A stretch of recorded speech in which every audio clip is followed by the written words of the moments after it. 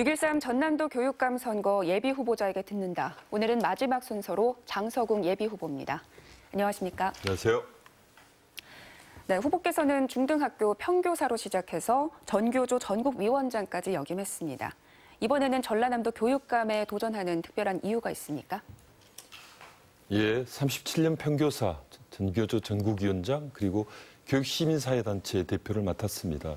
그 과정에서 교육에 대한 안목도 넓힐 수 있었고요. 특히 전남교육의 현안과 문제점에 대해서 오랫동안 준비해온 현장교육 전문가다, 감히 이렇게 말씀드릴 수 있습니다. 민선 1, 2기 전남교육 성과도 많았지만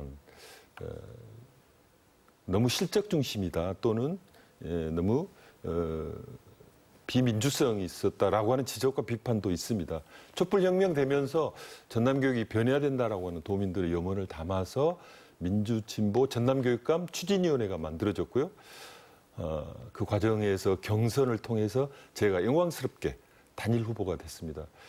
전남도민이 바라는 새로운 교육에 대한 희망과 염원을 실현하기 위해서 이번에 출마하게 되었습니다.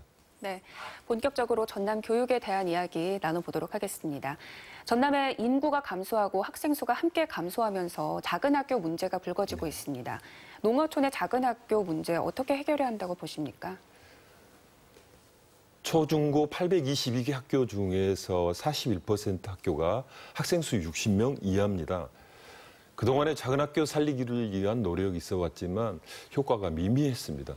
예산이나 프로그램 지원 수준이었습니다. 이제는 접근 방식이 근본적으로 달라야 된다 이렇게 생각을 합니다. 학교만의 힘으로 교육청만의 힘으로 작은 학교는 살릴 수 없습니다. 지역의 시민사회 그리고 지자체, 주민과 함께 학교를 살리려고 하는 노력이 이루어져야 된다라고 생각합니다.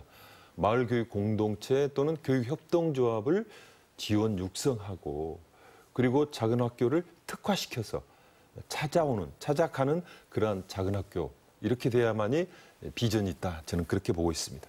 네, 작은 학교를 오히려 특화시켜야 한다. 예. 이런 말씀해 주셨는데요. 그런데 일각에서는 작은 학교를 좀 하나로 합치자, 통폐합하자 이런 이야기도 있습니다.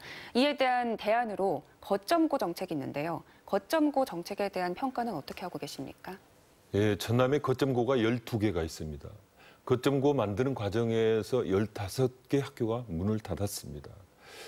학교 시설이 현대화되고 다양한 프로그램이 아이들에게 제공된다는 점에서는 긍정적이지만 막대한 비용 대비 그 효과는 미미하다 이렇게 볼 수 있습니다.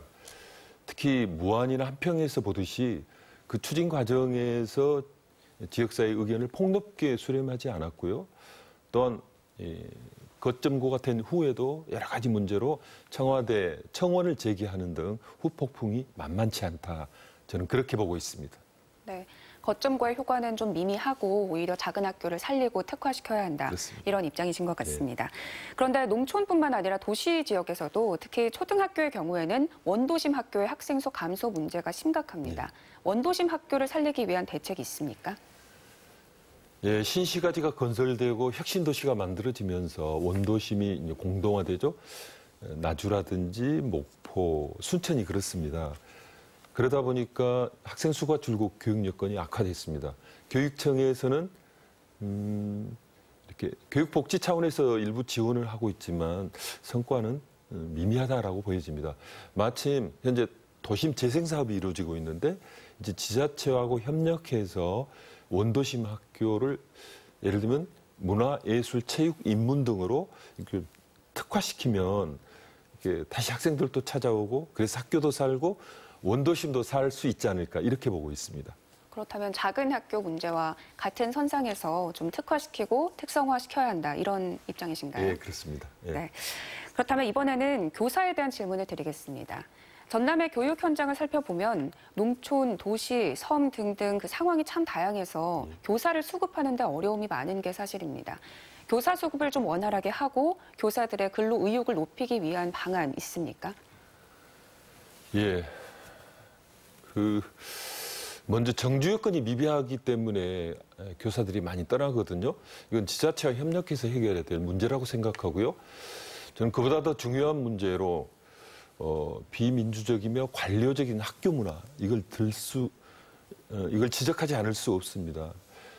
학교가 민주주의가 꽃필 때 교사들의 열정, 창의성 그리고 자발성이 이렇게 발휘된다라고 생각하고요. 그런 점에 있어서 학교 문화가 민주적으로 바뀌어야 된다 이렇게 보고 있습니다. 네, 정주 여건을 개선할 뿐만 아니라 권위적인 분위기, 그렇습니다. 경직된 분위기를 조금 부드럽게 해야 한다 이런 말씀이신 것 같습니다. 네, 교육의 방향성에 대한 질문도 드릴 텐데요. 수도권에 있는 유명 대학의 아이들을 많이 보내는 것, 잘 보내는 것이 교육을 잘하는 것이다. 이런 인식이 많은 게 사실입니다. 이런 현실 속에서 전남 교육의 방향성은 어떻게 세워야 한다고 보십니까? 수도권 유명 대학에 우리 아이들이 많이 진학하는 거 중요한 일이죠. 근데 저는 그보다 더 중요한 일이 있다고 생각하는데요. 나머지 95% 학생에 관한 문제입니다. 학교가 이런 우수 학생 중심으로 이렇게 돌아가다 보니까 나머지 95% 학생들은 들러리 서고 소외된다라고 생각합니다. 저는 모든 학생들은 다 특별하다라고 생각하거든요. 아이들은 각자 소질과 장점과 강점과 특장을 갖고 있다.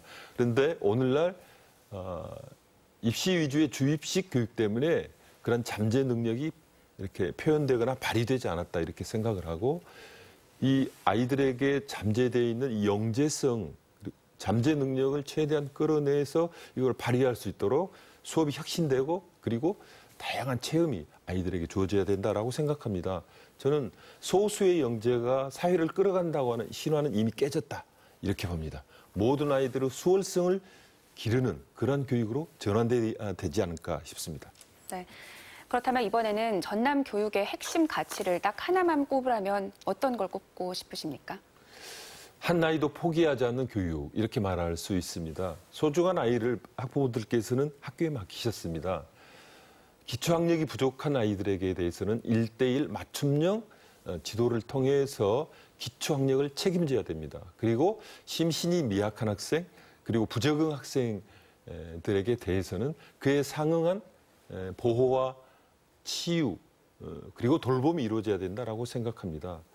공정하고 차별하지 않는 교육 그리고 그를 통해서 자존감을 느끼고 모든 아이들이 행복한 그런 학교가 중요하다 이렇게 보여집니다. 네, 마지막 질문 드리겠습니다. 지방분권 개헌안이 발의가 됐는데요. 교육 현장에서 지방분권은 어떻게 실현돼야 된다고 보시는지 간단하게 짧게 답변해 주시기 바랍니다. 예, 헌법 개정안의 핵심도 지방분권입니다. 따라서 실질적인 교육 자치가 이루어져야 된다고 생각하고요. 교육비 권한은 합으로 대폭 이양해야 됩니다. 그리고 시군 단위 교육협치위원회라든지 또는 교육협력센터를 두어서 함께 지방 교육 문제를 머리맞대고 해결해 가야 된다. 이렇게 보고 있습니다. 네, 지금까지 전라남도 교육감 장서궁 예비후보였습니다.